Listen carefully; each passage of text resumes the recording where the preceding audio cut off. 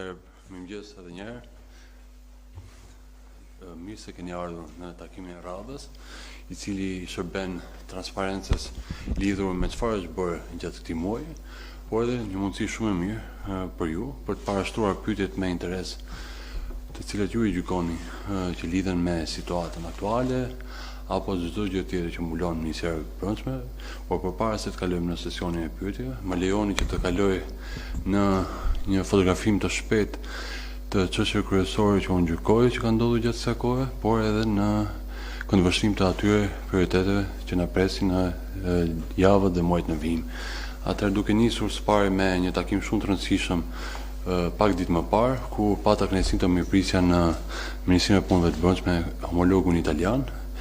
zotin Matteo Piantedosi, me cilin ndam bashkëpunimin dypalësh mes Shqipërisë dhe Italisë në nivele të shkëlqyera, në kuptim të luftës kundër krimit të organizuar, skuadrave të përbashkëta hetimore, përballimit të sfidave të ndryshme që lidhen si me emigracionin, por edhe sfida të tjera që kërcënojnë jo vetëm rajonin dhe dy vendet tona, por edhe Bashkimin Evropian. Dhe absolutisht nga autoriteti më I lartë zyrtar në fushën e sigurisë të vendit fqinj u rikonfirmua se në fakt Italia mbetet mbështetëse më e fortë proaktive e Shqipërisë në rrugtimin ton evropian dhe patjetër ne lidhja me Italinë, me vendin fqinj, është një lidhje që sa historike, njerëzore dhe shumë e rëndësishme në kuptimin institucional dhe strategjik. Një çështje e dytë që do doja të përmendja, sigurisht jeni një bërë me dije edhe nga zhvillimet përfshi dhe vizitën time të fundit ditën e djeshme në Sarand, ku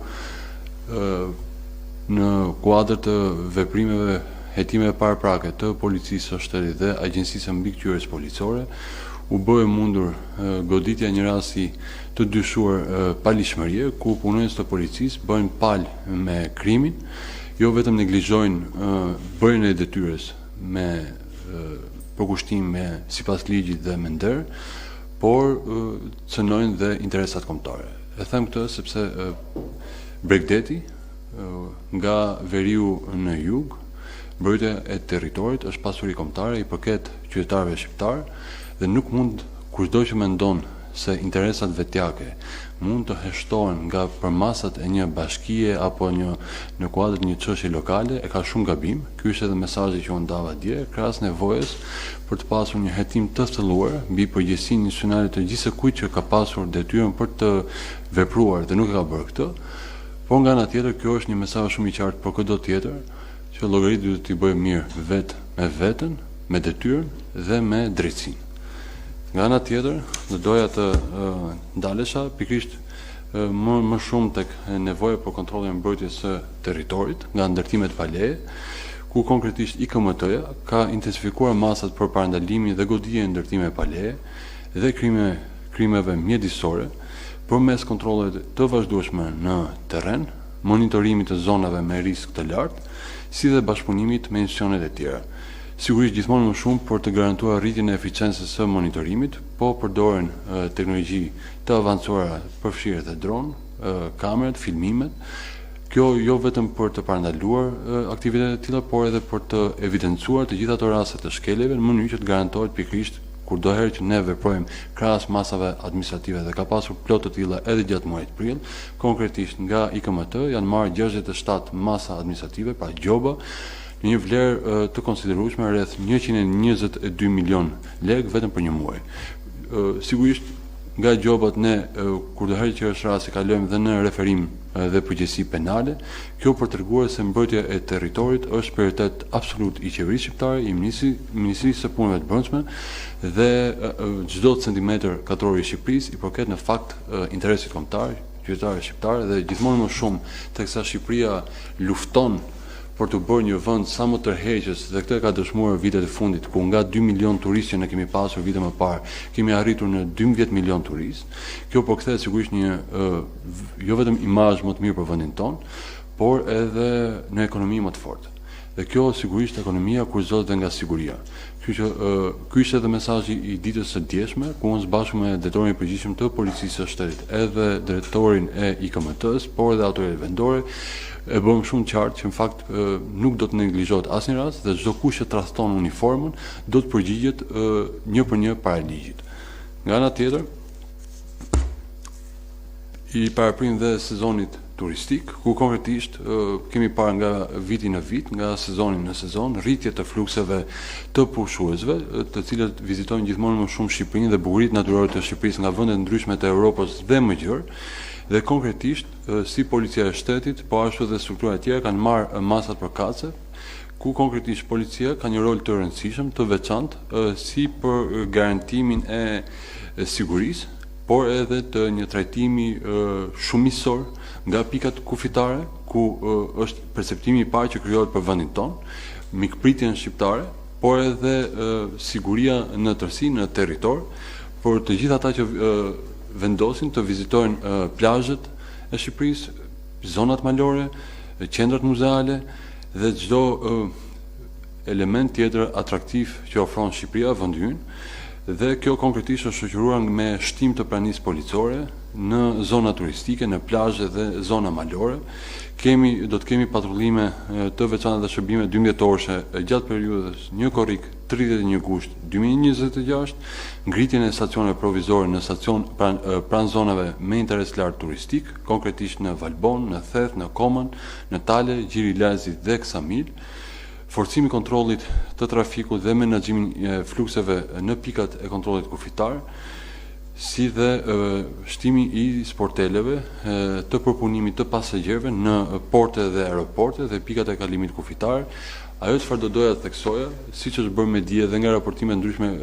mediatike edhe ndërkombëtare, në fakt Shqipëria gjithmonë më shumë po spikat për aftësinë e kapaciteteve policore për përpunimin e pasagjerëve që hyjnë brenda vendit tonë.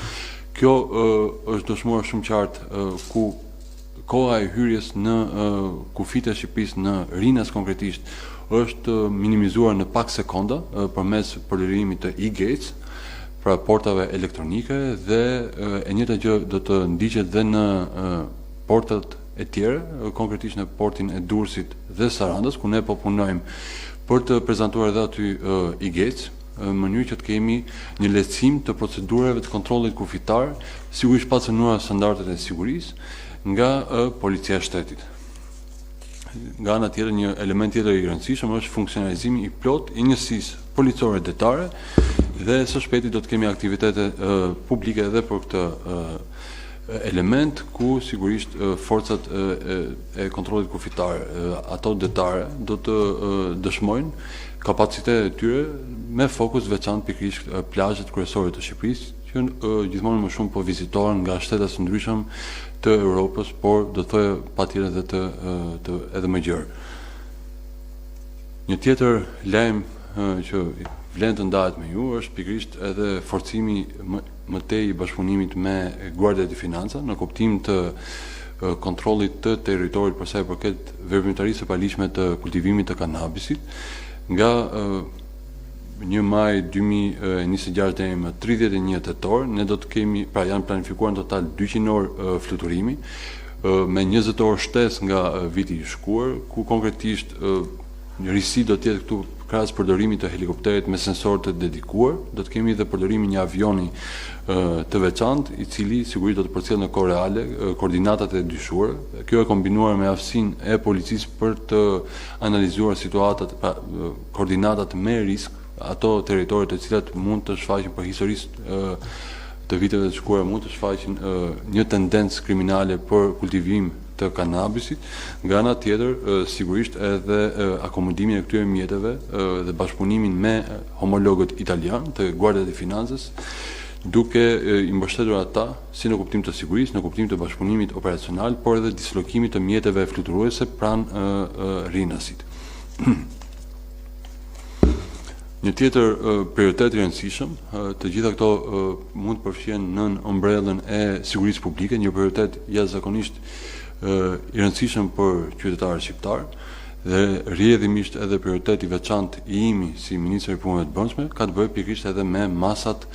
për sigurinë në shkolla dhe implementimi i projektit Smart City, ku konkretisht do të fillojmë së pari me 21 shkolla në Tiranë si projekt pilot, më pas për të shtrirë në gjithë territorin e vendit. Për sa i përket masave për sigurinë në shkolla, është bërë me dije edhe më herët nga Drejtoria e Përgjithshme e Policisë së Shtetit se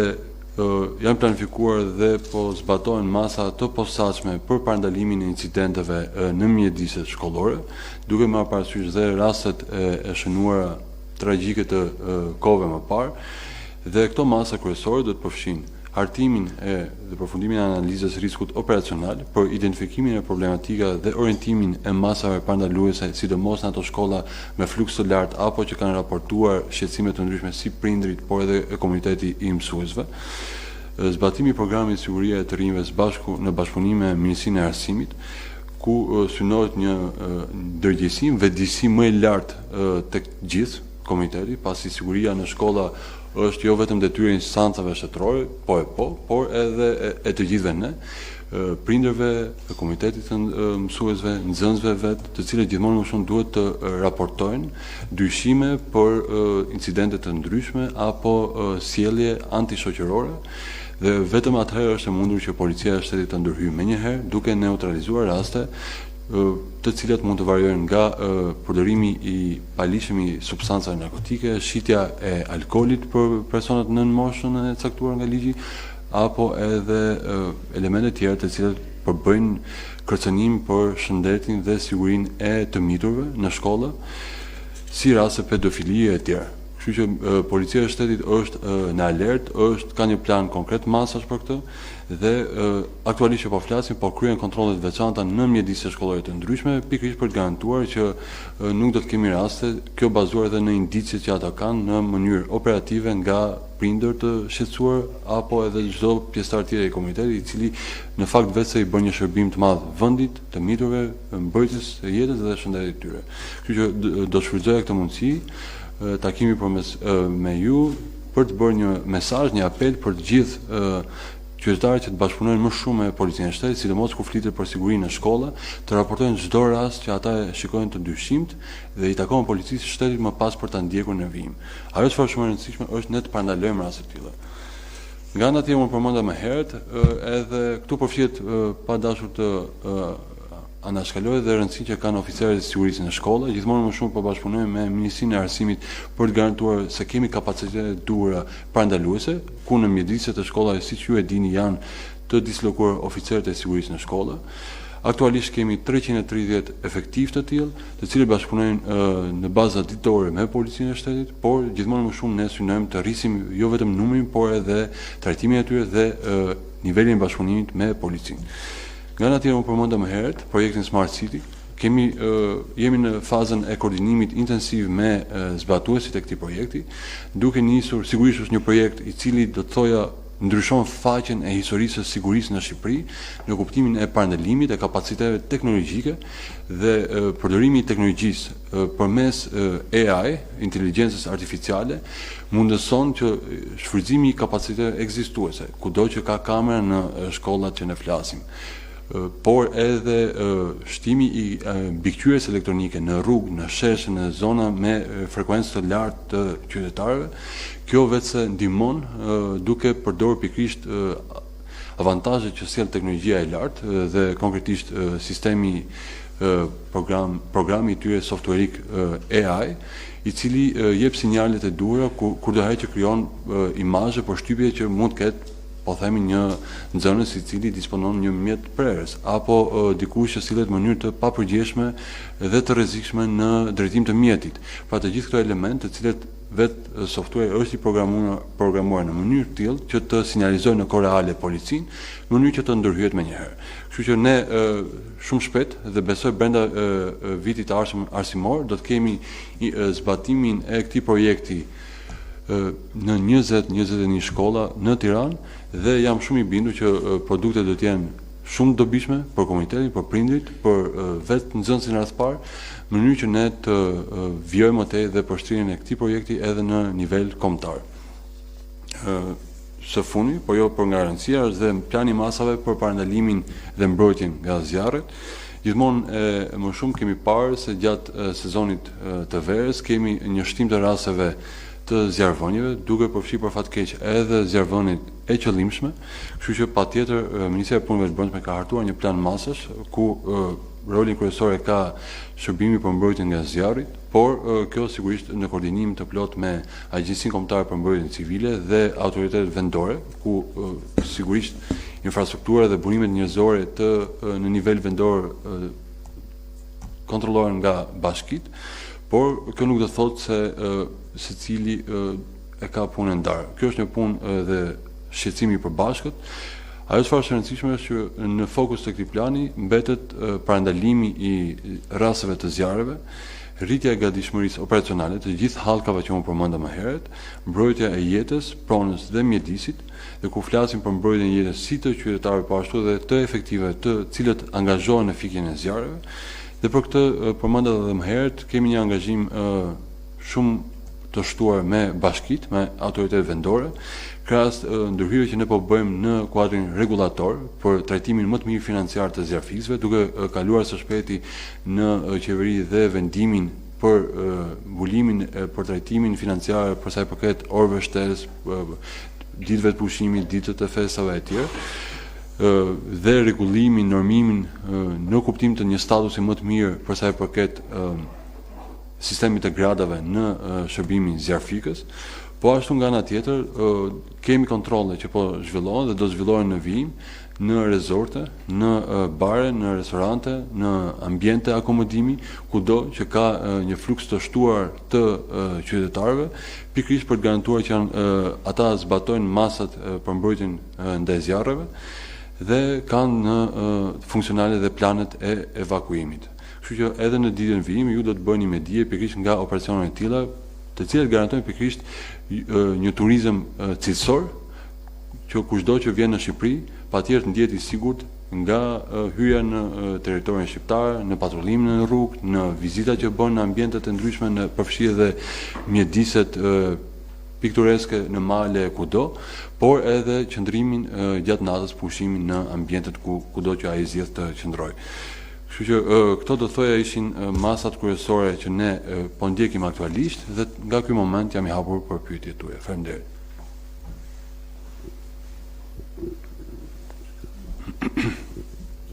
Zoti Lamallari, përshëndetje, si do parka nga Vizion Plus. Në lidhje me aksionin e policisë së shtetit dhe Agjencisë Mbikëqyrjes Policore, një aksion në fakt i cili duhet përgëzuar qoftë për policinë e shtetit por dhe për AMP-n, ku arrestuan në detyrë shefin e komisariatit për ndërtime pa leje. Janë evidentuar disa raste në qytetin e Sarandës dhe jo vetëm, por dhe në zonën e Ksamilit, ku të paktën është vërtetuar se nga ajo çka u raportua zyrtarisht që policia vendore kishte bërë një sy ose edhe të dy sy të qorë duke mos parë informalitetin. Pritet që ky aksion të shtrihet edhe në qytetet e tjera sa i takon ndërtimeve pa leje dhe a ka sinjale për qytetet e tjera, kryesisht e paktën bregdetare, aq më tepër që jemi në prag të sezonit turistik. Pra do të ketë dhe aksionet e tjera sa i takon këtyre niveleve. Dhe pyetja e dytë është për helmimin e 56 studentëve të Akademisë së Sigurisë, çuditërisht patëm le të themi një reagim dje nga AKU, e cila tha që i është kthyer leja e punës, pra është zhbllokuar le të themi kompania Sorial, administratore Alma Tafani, e cila për disa ditë u shpallë në kërkim nga policia e Tiranës, por nga ana tjetër kemi të bëjmë një tender i cili është fituar në vitin 2025 nga Alma Tafani Sorial me një kontratë 36 mujore në vlerën 2.7 milion euro, pra kontratë e cila duhet të sigurojë ushqimin për studentët e akademisë. Do rishikohet kjo kontratë, do të prishet kjo kontratë, aq më tepër kur kemi të bëjmë dhe me rrezikimin e shëndetit të studentëve. Faleminderit. Faleminderit. Si do në fakt për pyetjen e parë do të thoja për është po. Mesazhi ishte i qartë ditën e djeshme ku bëra me dije të gjithë pjesëmarrësit aty se kjo i përket pa nuk sigurisht përgjegjësia është individuale. Kushdo që bën llogarit për interesat vetjake, duke menduar se këto do të heshtohen nga përmaset e një qyteti, duke harruar se në fakt destinacione si Saranda janë kartolina turistike të vendit tonë, që përkasin pa ekonomisë shqiptare dhe të ardhurat të çdo shqiptari, Dhe kjo vlen jo vetëm për Sarandën, e theksova edhe ditën e dieshme, kjo vlen për çdo cep të Bregdetit shqiptar, ku është ndër gjërat më të shtrenjta dhe të shenjta që ne kemi, të cilën duhet ta mbrojmë me çdo kusht, dhe kjo nuk kupton padyshim e njëjta vigjilencë, e njëjta vëmendje që kërkohet nga gjitha instancat përkatëse, përfshis rreth para nga policia e shtetit, për vetë faktin se ata kanë rolin dhe përgjegjësinë sipas ligjit për të garantuar një mjedis të sigurt dhe qetë të ushtrimit të detyrës nga çdo instancë tjetër. Ky është arsyeja sepse ne vijuam njëherë me marrjen e masave dhe më pas çojmë përpara drejtësisë. Dhe më vjen mirë që gjykata konfirmoi në fakt edhe hetimet paraprake nga policia dhe Agjencia Mbikëqyrjes Policore, më pas konfirmuar edhe nga prokurori përkatës me masën e arrestit shtëpi për 2 punonjës dhe për 2 në rol më të drejtë për drejtë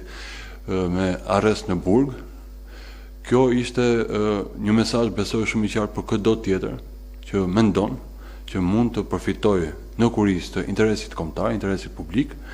duke mbyllur syt. Nuk mund të them që operacione të tilla dhe aksione të tilla do të vijojnë, sepse nuk më takon mua, por padyshim, nëse do të ketë raste, jeni të sigurt që reagimi do të jetë i pa kompromis, i menjëhershëm. Për lidhur me pyetjen e dytë, do të thoja që ka patur një komunikim publik edhe nga autoriteti kombëtar i ushqimit, i cili është instanca përgjegjëse sipas ligjit për bërë verifikimet përkatëse. Në mënyrë të përmbledhur do të thoja që nga 9 mostra që ata kanë marrë, kanë analizuar, 8 prej tyre kanë rezultuar brenda normave dhe 1 kishte rezultuar me prani të stafilokokut dhe escheriakolit. Është lokalizuar ky mjedis, është dezinfektuar, kështu që rrjedhimisht ka vijuar aktiviteti normalisht, për të rikthyer normalitetit në ofrimin e shërbimit të ushqimit për studentët. Dhe nuk kemi raste të problematike tani që flasim.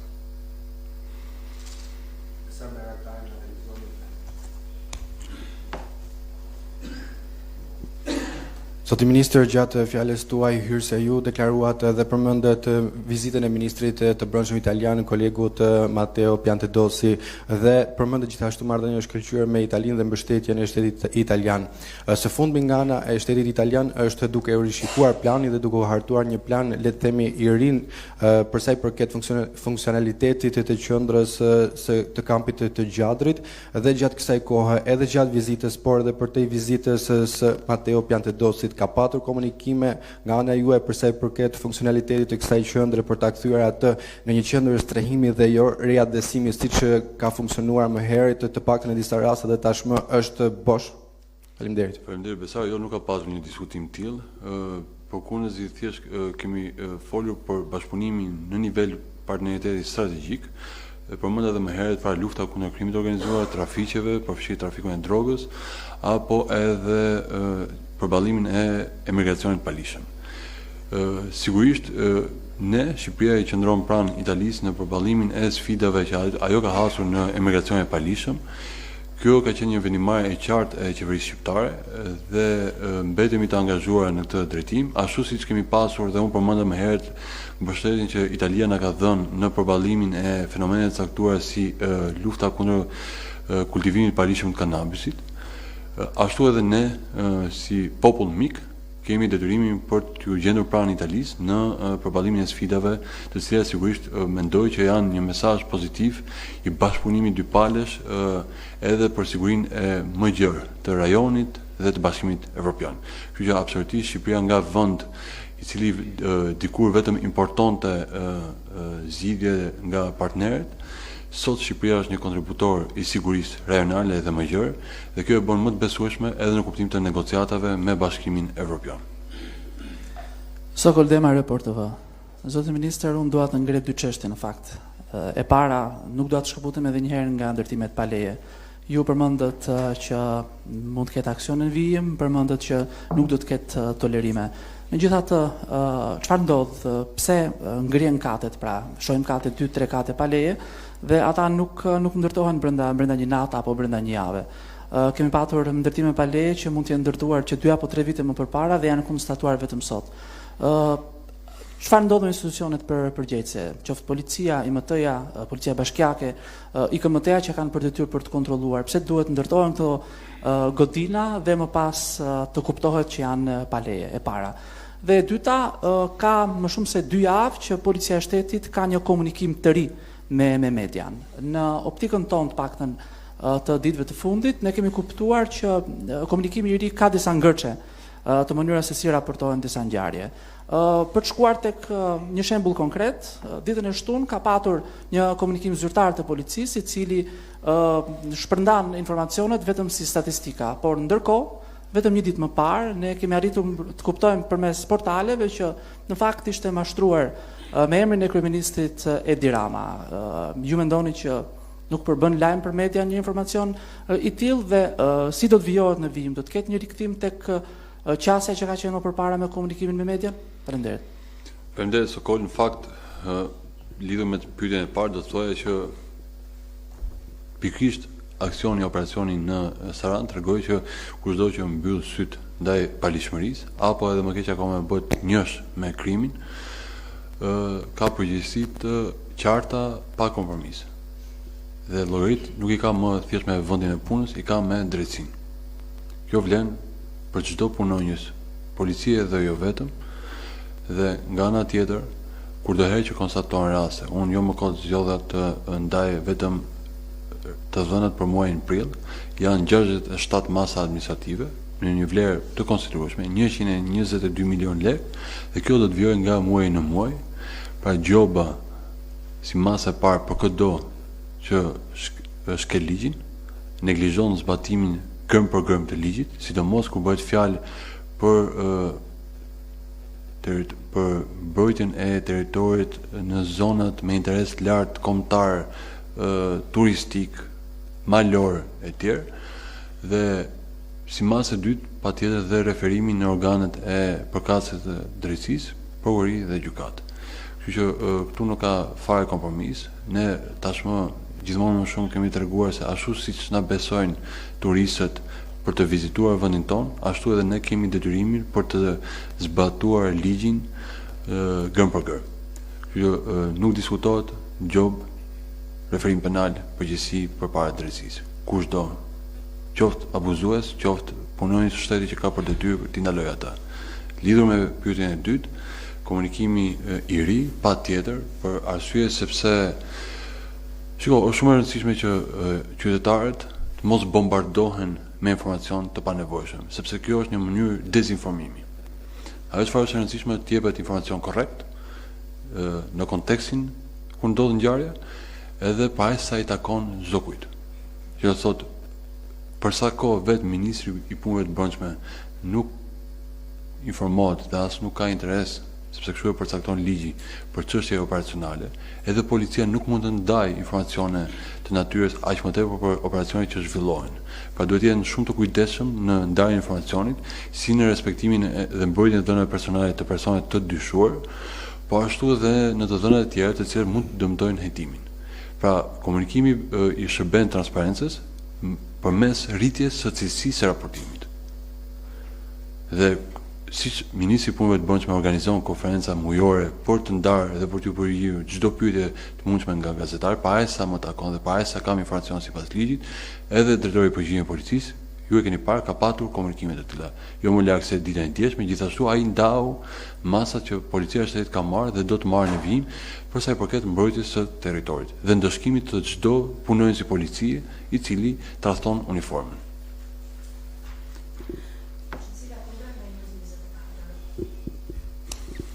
Ministër, kam 3 pyetje. E para lidhet sërish me qarkun e Sarandës, aty ku mori vëmendjen e shtuar për shkak të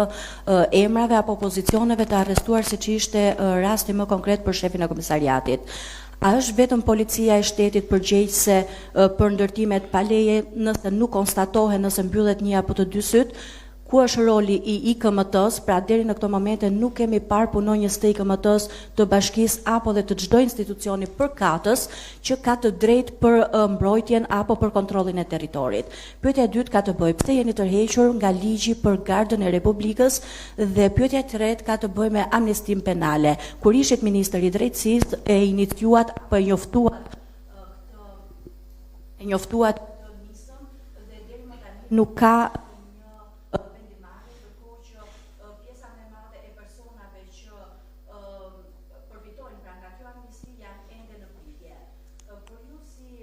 i kabinetit.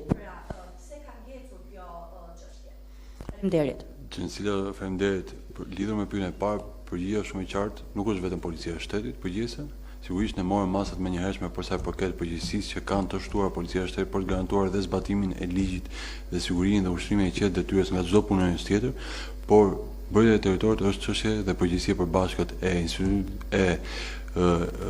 IKMT-s, IMT-s dhe policisë bashkiake. Secila instancë duhet të bëjë analizën e vet. I kam kërkuar drejtuesit e IKMT-s pikërisht të bëjë këtë vlerësim për sa i përket përgjegjësive që kanë patur IKMT-ja në raport në nivel vendor dhe sigurisht edhe në takimin që pata me kryetarin e bashkisë, ai ndatën të njëjtin shqetësim për sa i përket edhe rolit dhe përgjegjësitë që kanë dhe instancat vendore. Kjo vlen për çdo bashki të vendit dhe besoj që e zauron pyetjen tuaj. Së dyti ju thatë tërheqja nga ligji për Gardën e Republikës. Dua të saksoj këtu që nuk ka qenë nismë e Ministrisë Punëve të Brendshme drafti për Gardën e Republikës, por kundrazi me nisëm deputeti, kam ndjekur me interes sigurisht dhe diskutimet që janë zhvilluar nga deputetët e grupit parlamentar socialist. Unë besoj që fort që të gjitha diskutimet i shërbejnë pikërisht përmirësimit të cilësisë së draftit të paraqitur fillimisht dhe mendoj që është çështje kohe derisa të miratohet ai draft. Për sa i përket amnistisë penale, po është e vërtetë, unë kam qenë nismëtar gjatë kohës që drejtoja Ministrinë e Drejtësisë për amnistinë penale dhe isha shumë i lumtur që ai draft gjeti mbështetjen e qeverisë duke u miratuar. Në këtë kuptim u përmbush ai angazhim imi dhe qeverisë shqiptare karshi të gjitha atyre përfituese dhe janë rreth 13 janë mira personat të cilët përfitojnë qoftë përmes shuarjes së ndjekjes penale, shërbimit të provës e tjerë dhe unë uroj shumë që Parlamenti shqiptar ta kalojë sa më shpejt këtë draft në mënyrë që përfitimi real tek shumë qytetarë të cilët janë si në paraburgim, në shërbim prove e tjerë, të përfitojnë nga dispozitat e draftit. Vetëm kaq mund të them për momentin, por unë besoj kjo ka qenë një nga nismat për cilat jam ndier vërtet krenar dhe qeveria shqiptare e ka miratuar këtë draft. Ja, pak më parë do të më dije dhe masat për sezonin turistik. A ka një strategji të re policia e shtetit sa i përket mënyrës të parandalimit të ngjarjeve kriminale apo edhe aksidenteve gjatë sezonit? Pasi sa i përket statistikave, muaj gusht tregon se kemi më shumë ngjarje kriminale e po ashtu edhe më shumë aksidente. Ndërkohë sa i përket pyetjes së dytë, ju jeni shprehur më herët se 2 apo 3 punonjës policie të inkriminuar nuk e prishin imazhin e policisë apo edhe të shtetit. Vetëm gjatë ditës së fundit kemi disa punonjës të arrestuar. Rasti i Sarandës, pak ditë më parë një punonjës i plagosur, teksa ishte në shoqërinë e një personi që kishte thyer edhe masën e sigurisë arrest në shtëpi. Çfarë komenti keni për këtë? Lidhur me pyetjen e parë, sigurisht ka masa të shtuara për sa i përket sigurisë në tërësi nga policia e shtetit, përmes evidentimit të përgjegjësive përkatëse të çdo instance, nevojës për shtimin e pranisë policore në zonat caktuara, masave të karakterit operativ për ndarjen e koordinuar të informacionit, inteligjencës policore, reagimin e menjëhershëm të strukturave të posaçme të policisë, sidomos kur bëhet fjalë për persona me rrezikshmëri të shtuar, dhe kjo përfshin dhe për sa i përket uljes së numrit të aksidenteve rrugore. Gjithmonë më shumë ne duhet të kalojmë tek përdorimi i avantazheve që ofron teknologjia. Nuk është qëllimi vetvete dëshkimi i rasteve, i drejtuesve të mjeteve. Së pari vjen ndërgjegjësimi. Së dyti, sigurisht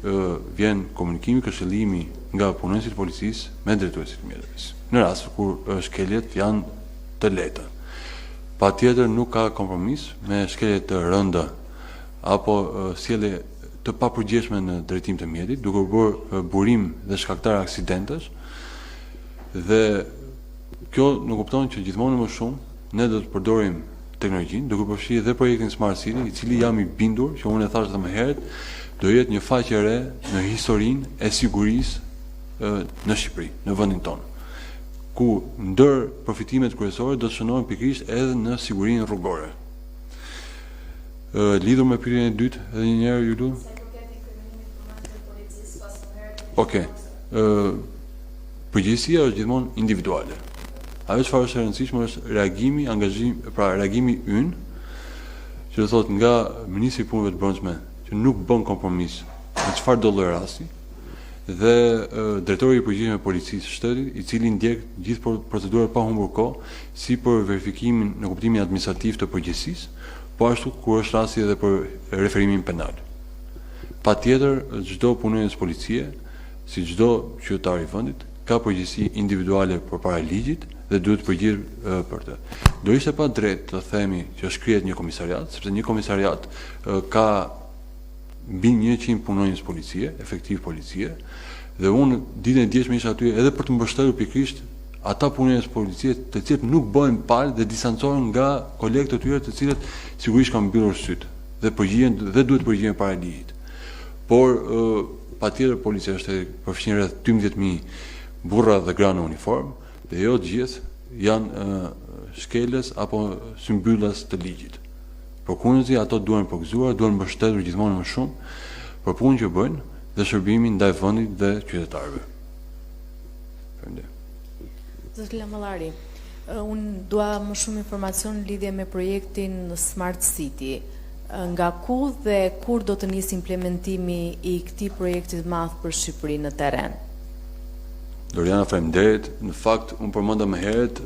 që duhet qenë se siguria në shkolla është prioritet i qeverisë shqiptare. Kryeministri ka bërë me dije më herët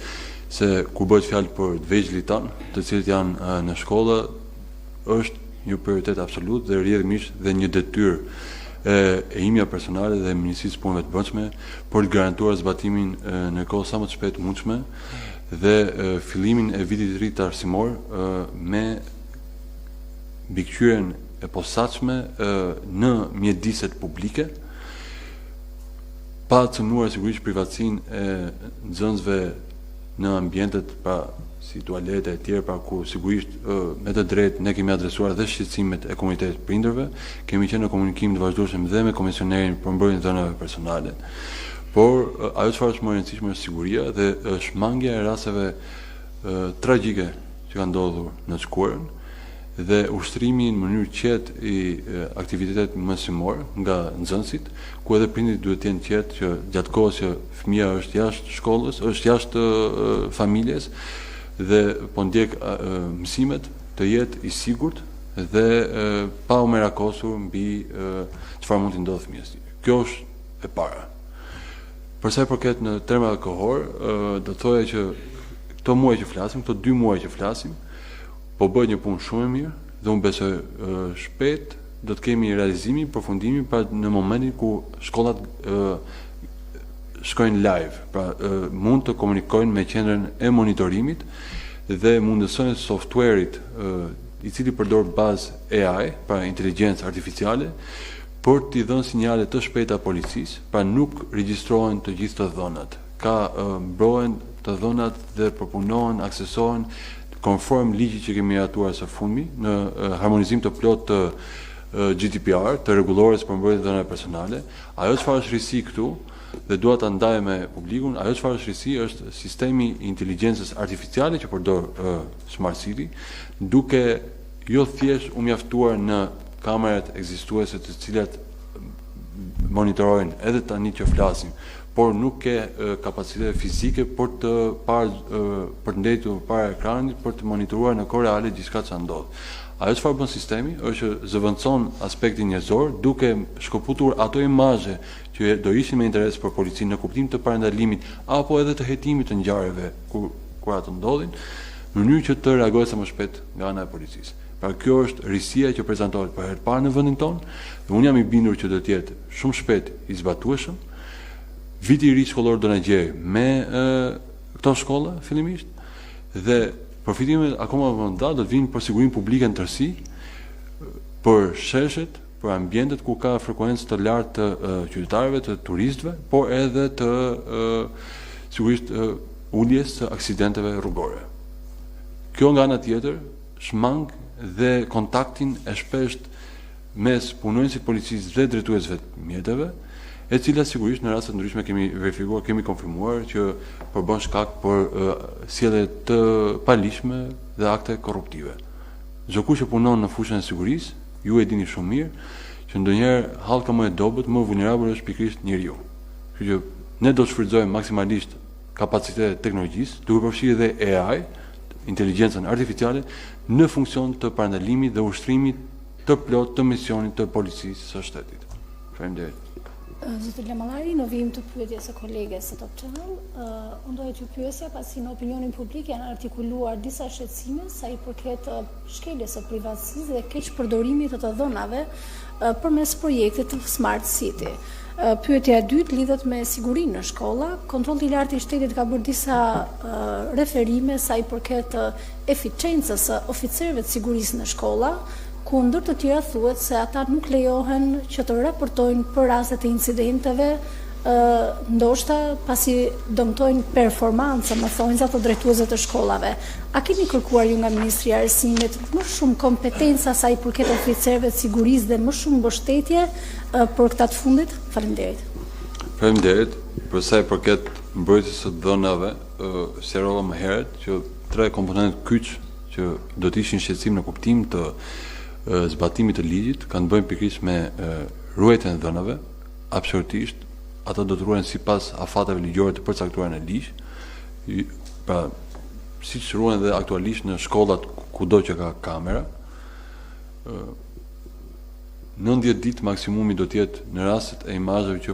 duhet përpunuar nga policia e shtetit, pra imazheve, jo gjithë filmimet. Ato që përbëjnë interes në kuptim të parandalimit apo dhe më pas kalimit të këtij afati, siç e përcakton ligji, ato duhen shkatruar. Nga ana tjetër, është elementi i përpunimit, nuk ka përpunim të dhënë ashtu. Tu ka vetëm evidencimi atij momenti, imazhi i cili do të ishte me rëndësi pra sipas vlerësimit të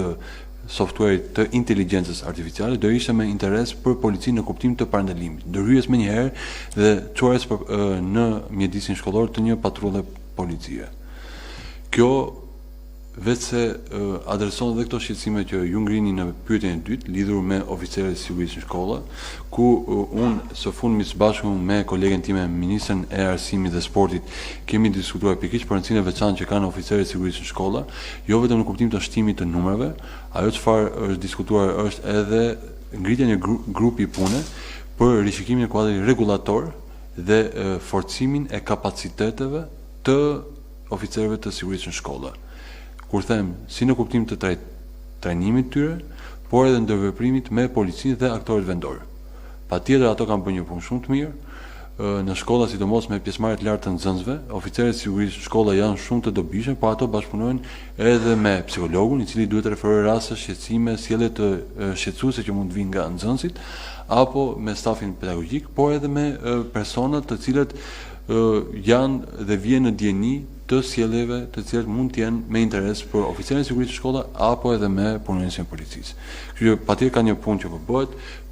Krahas 330 oficerëve aktiv nga 392 të miratuar, ne po punojmë pikërisht në këtë drejtim, për të rritur kapacitetin e oficerëve të sigurisë të shkolla dhe bashkëpunimi i tyre me policinë.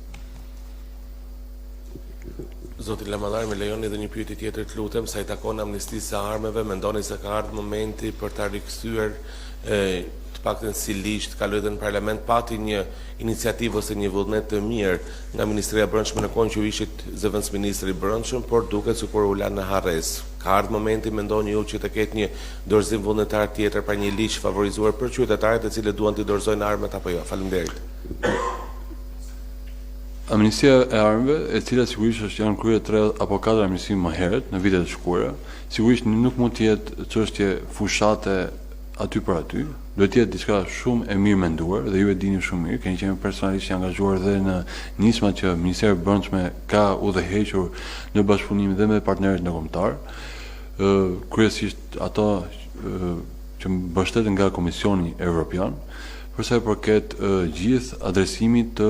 çështjeve që lidhen me kontrollin dhe parandalimin e situatave që vijnë nga armët e lehta dhe të armët e zjarrit në tërësi. Ku është diskutuar sigurisht dhe për mundësinë e nevojës për një amnisti. Në moment që flasim nuk ka një diskutim të tillë, nuk ka një nismë konkrete, sepse sipas strategjisë aktuale që po zbatohet, jemi në fazat e rritjes së kapacitetit të policisë së shtetit, të strukturat e tjera, doganat e tjerë. Kemi marrë shumë investime, kryesisht teknologji e avancuar nga Instituti i Policisë Shkencore, strukturat e kufirit e tjerë, për të adresuar pikërisht edhe ato masa parandaluese që janë të nevojshme në garantimin e sigurisë kufitare, por edhe kontrollit të territorit për sa i përket armbajtjes pa leje apo trafikimit të armëve të zjarrit, dhe po punohet paralelisht dhe me pjesën e vedisimit, sepse kjo është çështje e vedisimit, nuk është çështje thjesht që ka kapacitet policia të mbledh armët, por duhen spari qytetarët të vedisohen dhe më pas dhe vetëm kur të jenë ezaruar të gjithë ato masat që janë të nevojshme përpara shkruarjes me një amnisti lidhur me armët, vetëm atëherë mund të nisin diskutimet dhe nisma ligjore përkatëse.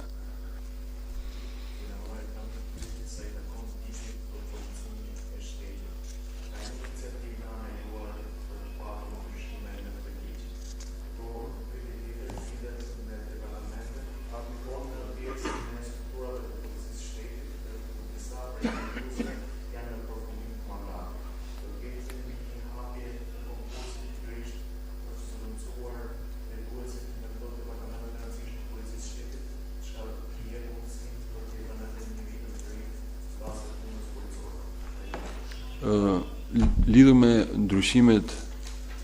në ligjin e policisë shtetit, ka pasur interes dhe diskutime nga deputet të grupit parlamentar socialist, për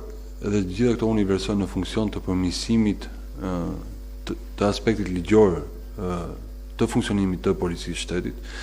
e gjitha e përmbledhur në drejtim të rritjes së performancës, të qenit më operativ dhe kontrollues, ku secili ka përgjegjësi të caktuara dhe monitorohet për performancën e tij, dhe elementë tjerë të cilët gjykoj nga diskutimet që janë bërë dhe më janë përcjellë dhe nga deputetët të ndryshëm, gjykoj se meritojnë vëmendje dhe meritojnë kanë interes dhe do të ishin në mbështetje të punës së policisë së shtetit. Lidhur me çështjen e dytë, e cila lidhet gjithashtu patjetër me këtë diskutim, patjetër është korrekt ajo që thoni, në përfundim të mandatit siç e përcakton ligji aktual, ne do të vijojmë pa humbur kohë me hapjen e vendeve vakancave për drejtuesit e departamenteve sipas rastit, dhe ky do të jetë absolutisht një proces shumë transparent, korrekt, edhe sipas përcaktimeve ligjore për zgjedhjen e drejtuesve të departamenteve. Ju është bërë me dje kohët e fundit se është rikthyer në policinë e shtetit ish drejtuesja e Byros Kombëtare të Hetimit, dhe kjo ka qenë dhe urdhri i Ministrit Punëve të Brendshme për besimin e përgjegjësisë, ushtrimit të përgjegjësisë në kontroll të departamentit të IT-s, teknologjisë e informacionit në policinë e shtetit, dhe do të vijojmë me njëherë më pas me rast pas rasti, me kurdoherë që mbaron mandati i drejtuesve aktual të departamenteve, me çeljen e procedurave për plotësimin e vakancave. Okej, shumë faleminderit nga ne juaj, ditë mbarë.